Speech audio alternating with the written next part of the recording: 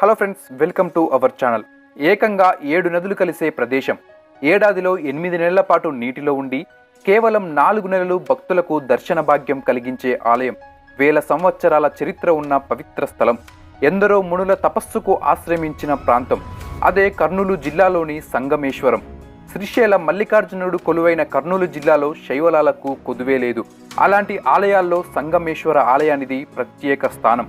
జిల్లాలోని ఆత్మకూరు పట్టణానికి సుమారు 20 కిలోమీటర్ల దూరంలో కృష్ణానదిలో ఈ సంగమేశ్వర ఆలయం ఉంటుంది. సప్తనది సంగమంగా పిలువబడే ప్రాంతంలో ఉన్న ఈ ఆలయం నివృత్తి సంగమేశ్వర ఆలయంగా ప్రసిద్ధికెక్కింది. పూర్వం ఈ ప్రాంతంలో దక్షయజ్ఞం జరిగిందని, ఆ సమయంలో దక్షుడు తన భార్యను అవమానించడంతో ఆమె యజ్ఞవాటికలో పడి మరణించిందని స్థల పురాణం చెబుతోంది. సతీదేవి శరీర నివృత్తి జరిగిన ప్రాంతం కాబట్టి నివృత్తి సంగమేశ్వర ఆలయంగా ప్రసిద్ధికెక్కింది. పాండవుల వనవాసం సమయంలో